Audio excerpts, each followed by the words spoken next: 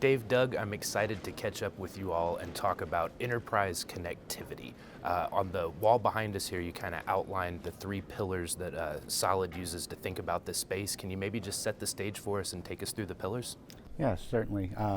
Alliance 5G DAS is what SOLiD's best known for. It's our primary product line for multi-carrier, full-spectrum distributed antenna systems. We've continued to invest in it with new remotes, and we are just releasing our 4th generation head end, the NBIU. On the wall behind us, we have some graphics about it, and there's one in the middle.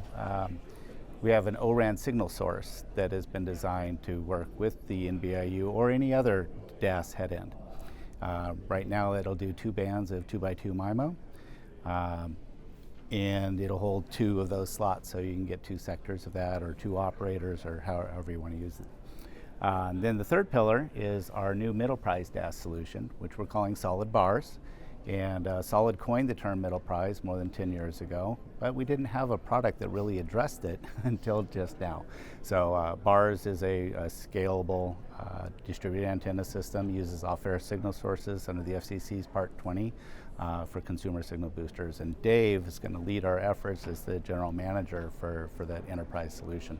Well, I'm excited to learn more about SOLiD Bars, but before we do, let's talk a little bit about the Middleprise. You mentioned that SOLiD coined the term about 10 years ago, and as I understand it, these are spaces that are large enough where they need multi-carrier connectivity indoors, but they're not big enough that they're going to attract investment from the carriers. Maybe help me understand what the primary obstacles to scaling out solutions in the Middleprise are today. It really is always about the signal source. So when you're in a small medical office building or a clinic or a K through 12 school, the cost of a signal source from the mobile network operators is very high. And so the alternative would be to borrow the off-air signals from the macro network and repeat them inside of the building. Where that's appropriate, it's a function of 2 things. It's the size of the venue. It's also how many people are in the venue who will use it, so that coverage and capacity. And that's where the definition of Middleprise comes in.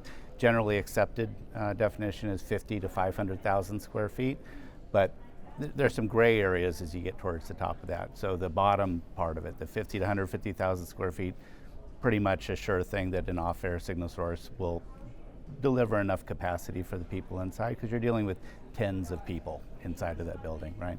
If you get in that 150 to 250,000 square feet, you may still be fine with an off-air signal source. It just depends on the density of the people and the quality of the off-air donor sources.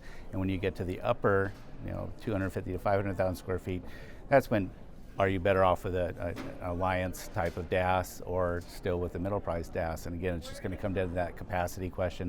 You just need to really evaluate the needs of that enterprise, how many people will be using it.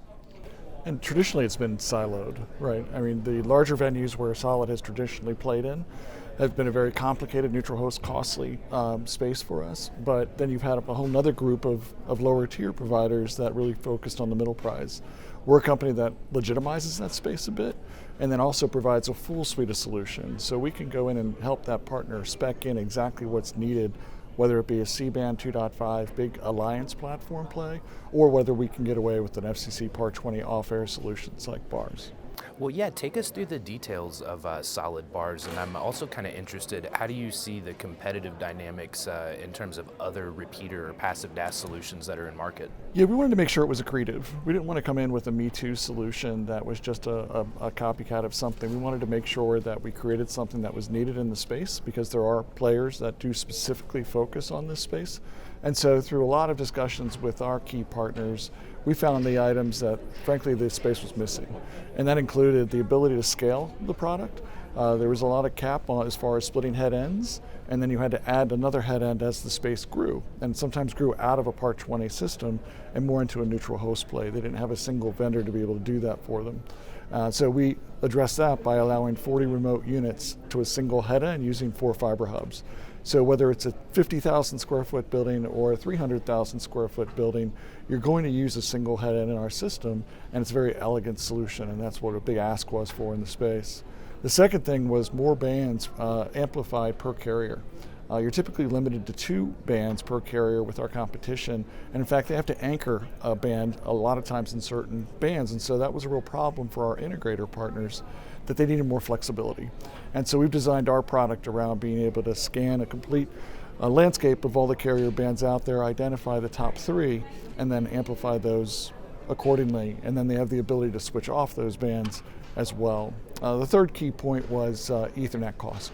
Our competition, the only other CAT cable product out there, category cable was important to them for the ease and simplicity of installation, but also a single strand of Ethernet CAT cable our competition requires too. So we've cut that in half from that cost perspective and that complexity and also scalability. And Doug mentioned some of the verticals that this is appealing to. I think you said healthcare and education, but I understand you have a few live installations up and running. Any early observations from those? Yeah, instantaneous gratification I think has been the biggest one. We have a school, it's a private school near our headquarters in Plano, and they couldn't get AT&T for as long as they've been there. It was a converted car dealership as they expanded enrollment. And so we went in and found the trouble spots and really sniper-like installed a system to be able to address those sore spots. And again, the jubilation and satisfaction of just being able to provide bars when they've never been able to have that in their own classroom, not only as a public safety challenge with the inability to call 911, but also just a general communication problem. And so we did install a system that's going wonderfully. And because of our expandability, we're actually adding and expanding that system to other parts of their structure.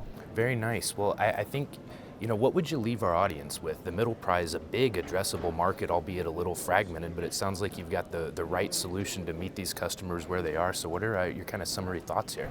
Yeah, again, the market is huge, and that's why we came into it. We were asked by our customers to produce this product because, again, the carriers just aren't providing a solution quick enough to these users in these buildings. And it's up to 90% of the buildings are under 200,000 square feet in the US. So we wanted to bring a solution to our partner base and our integrators that they can have another tool in their belt to be able to go to their customers and provide a single solution from a single OEM, and whether it be a 500,000 or million square foot or under 300,000 square feet. So it's that uniform approach to designing and installing and leveraging our partner ecosystem that's going to, I think, really benefit everyone. Excellent. Well, gentlemen, I really appreciate you taking the time to fill me in on what you're doing at SOLiD. Congratulations on the new product launch, and thank you again. Thank you. Thank you, Sean.